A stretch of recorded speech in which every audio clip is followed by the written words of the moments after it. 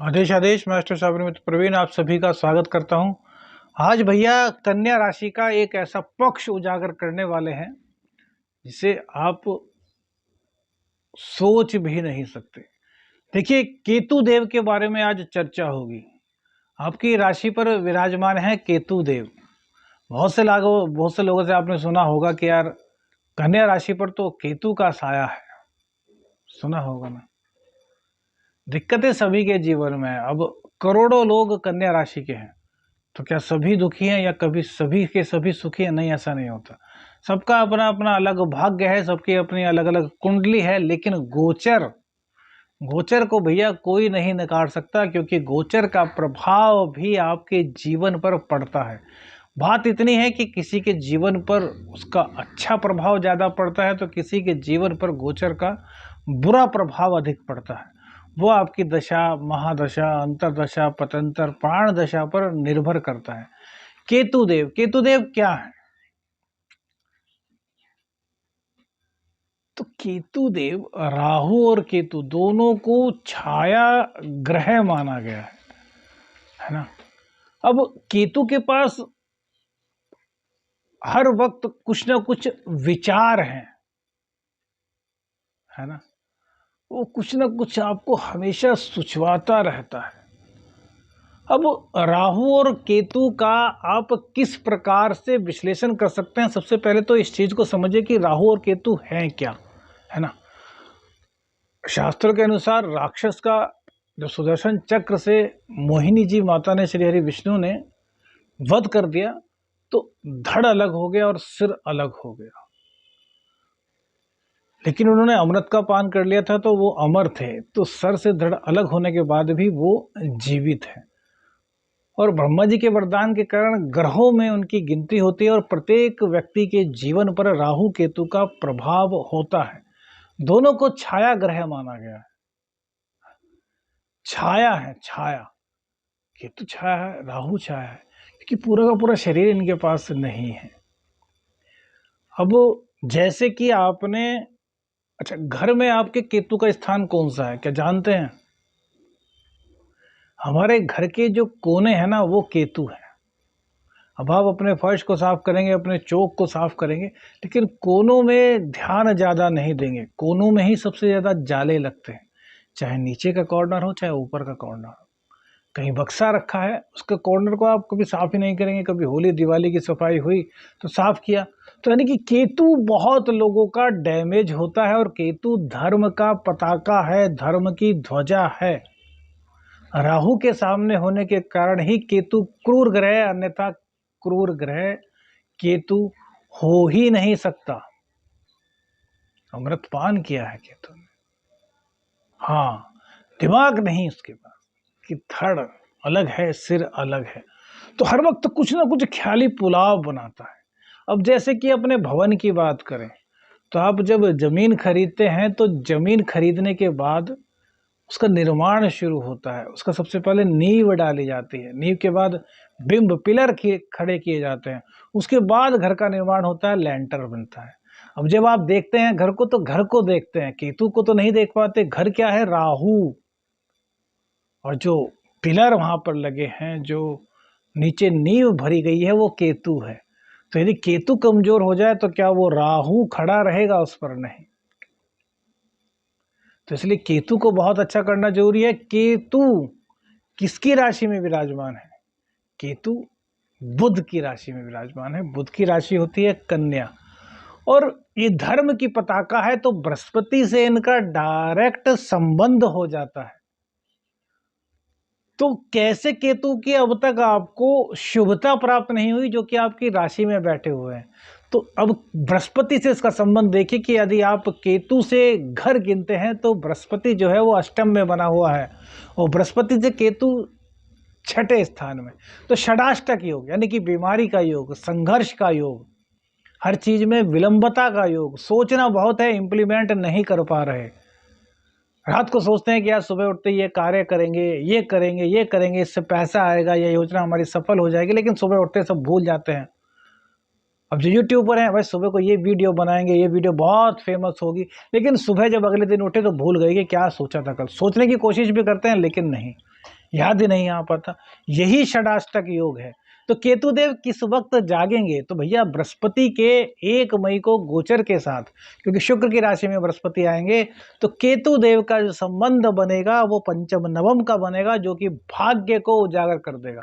और जिन जिन की कुंडली में केतु अच्छे हैं भैया, जैसे राहु फर्श से अर्श पर पहुंचाता है, ऐसे ही केतु भी फर्श से अर्श पर पहुंचाता है।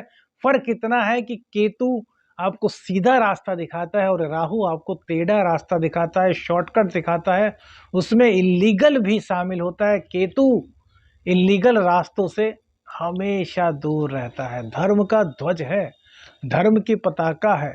इसलिए सबसे पहले यदि केतु से आपको 1 मई से खूब लाभ लेना है, धर्म में खेलना है, भाग्य में खेलना है, धर्म को बढ़ाना है, धर्म से जुड़ना है, पुण्य कमाने हैं, अपने भाग्य को मजबूत करना है, तो अपने घर के कोनों की सफाई आप लोगों को करनी ही करनी चाहिए। हर कमरे में कोनों की सफाई कीजिए, जिससे कि केतु देव संतुलित हों, केतु देव दूषित ना रहें, केतु देव की पवित्रता कृपा आपको प्राप्त हो। और क्या करें, अपने घर पे छत पर एक तिरंगा लाल रंग का झंडा लगा दें, इससे भी केतु की आपको कृपा प्राप्त होगी। और भैया कहीं ना कहीं किसी मंदिर में चले जाइए, जो चोटी होती है मंदिर की, वहां पर किसी से कह करके 100, 200, 300 रुपये दे करके एक तिरंगा लाल झंडा उस चोटी पर भी लगवा दीजिए। फिर देखिए खराब केतु किस प्रकार से आपके जीवन में शुभता लाता है, किस प्रकार से आपके नए नए काम कराता है। अभी 1 मई से पहले कोई भी नया काम शुरू मत कीजिएगा। 1 मई को जब भाग्य आपके साथ रहेगा, क्योंकि आपके दो केंद्र के स्वामी नवम भाव में जा रहे हैं। कौन कौन से? तो चतुर्थ स्थान के और आपके सप्तम स्थान के स्वामी 1 मई को कहा जा रहे हैं भैया, जा रहे हैं भाग्य स्थान में, शुक्र की राशि में। शुक्र भोग विलासिता है, शुक्र आध्यात्मिकता भी है, पत्नी भी शुक्र है, भोग भी शुक्र है, लक्ष्मी भी शुक्र है, लग्जरी लाइफ भी शुक्र है, बड़ी बड़ी गाड़ियां, बड़े बड़े बंगले, वो सब शुक्र है। और उससे केतु का संबंध पंचम और नवम का बन रहा है। आपके जीवन में इतना बड़ा चेंज लाने वाले हैं केतु देव कि आप परिकल्पना नहीं कर सकते।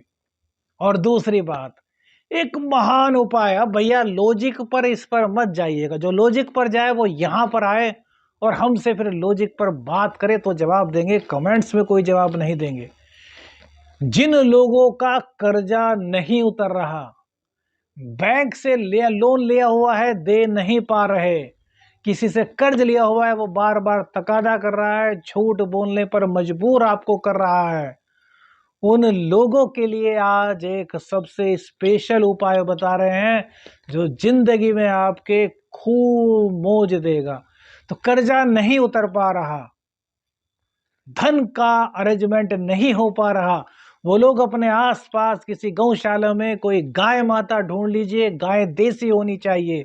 उस गाय माता को कच्चा आलू धो करके, क्योंकि मिट्टी से निकलता है तो गंदा होता है, अच्छी तरीके से टंकी के नीचे रगड़ लीजिए उस आलू को, और उस आलू को डेली सुबह शाम गाय माता को खिलाना शुरू कर दीजिए।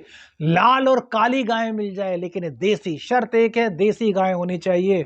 और फिर देखिए चमत्कार, 6 महीने नहीं लगेंगे, कहां से किस प्रकार से पैसे का अरेंजमेंट होगा और आपका कर्जा उतरना शुरू हो जाएगा। बहुत बड़ा उपाय फ्री में आपको दिया है। इस उपाय को कीजिए, रोजाना कीजिए, बिना नागा के कीजिए, आपके कर्जे उतरेंगे, अचानक से पैसा आएगा, माँ लक्ष्मी की कृपा आप पर प्राप्त होगी। अब अर्थ से जोड़ रहे हैं हम शुक्र को, मिट्टी से मंगल जुड़ रहा है शुक्र से। काली गाय हुई तो शनि, लाल गाय हुई तो मंगल। लॉजिक तो है, क्या है? जिनको जानकारी हो वो तर्क वितर्क करे, कुतर्क वाला कोई भी पोस्ट पर ना रहे, ये हम हाथ जोड़ करके निवेदन करते हैं। बहुत तगड़ा उपाय है, जिन जिन लोगों ने किया है उन लोगों को लाभ मिला है। न्यूमरोलॉजी भी अपने आप में बेस्ट है, ज्योतिष भी अपने आप में बेस्ट है, लेकिन सबसे ऊपर साधना और उपाय हैं। क्यों? क्योंकि उपाय सीधे सीधे हमारे ग्रहों को प्रभावित करते हैं, और जब हम किसी को प्रभावित करते हैं तो उसकी एनर्जी हमारे अंदर आती है। अब चाहे वो पॉजिटिव हो या नेगेटिव, ये अलग बात है, लेकिन उपाय को यदि सही रूप से किया जाएगा, गाय माता के प्रति आपके मन में श्रद्धा होगी, आलू को आप अच्छी तरीके से साफ करेंगे, जैसे कि आप अपने बच्चे को दे रहे हैं या आप खुद खा रहे हैं, इस तरीके से जब आप उस आलू को साफ करेंगे, ऐसा नहीं कि आप गाय माता को देना है, हल्की फुल्की मिट्टी लगी रहेगी तो कोई बात नहीं, अच्छी तरह हाथ से रगड़िए भैया, धोइए। गाय माता हैं, जीव हैं, 36 कोटि देवी देवताओं का निवास है गाय माता में, उनको दीजिए। यह उपाय आपकी जिंदगी बदल देगा। सभी कीजिए जिन जिन पर कर्जा है, जो जो लक्ष्मी माता की कृपा से अछूते हैं, उन लोगों को यह उपाय करना चाहिए, आपकी जिंदगी बदल जाएगी। आदेश आदेश, अलख निरंजन, हर हर महादेव।